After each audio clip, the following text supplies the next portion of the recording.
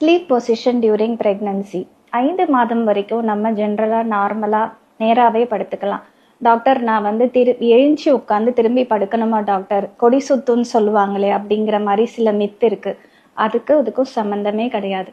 7 மாதத்துக்கு மேலே இந்த நம்ம ப்ரெக்னென்ட் யூட்ரஸ் ஐவிசி அப்படிங்கிற ரத்த நாளத்தை கம்ப்ரெஸ் பண்ணும்போது நமக்கு குழந்தைக்கு போகிற ரத்த ஓட்டம் கம்மியாக இருக்கிறதுனால சில டைம் லைட்டாக ப்ராப்ளம் வரும். அதை சரி செய்யறதுக்காக லெஃப்ட் பொசிஷன் படுக்கிறது பெட்டர். அது மட்டும் இல்லை, இப்படி லெஃப்ட் பொசிஷனில் படுக்கிறப்போ சில டைம் நமக்கு கால் வீக்கம் அதெல்லாம் குறையறதுக்கான வாய்ப்பு இருக்குது. 7 மாதத்துக்கு மேலே நேராக படுக்கும் போது சில பேருக்கு என்ன ஆகும் அப்படின்னு பார்த்தீங்கன்னா பேக் பெயின் வரதுக்கான வாய்ப்பு இருக்குது. அண்ட் 9 மாதத்துக்கு மேலே இந்த இன்டைஜஷன் ப்ராப்ளம் நார்மலாக வரும். அதாவது நம்மளோட டெலிவரி டேட் நெருங்குற சமயத்தில்.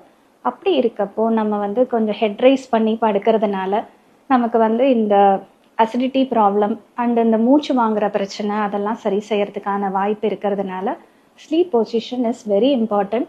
தட் டூ 7 மாதத்துக்கு மேலே இதை டாக்டர் அறிவுரைப்படி கரெக்டாக ஃபாலோ பண்ணணும்.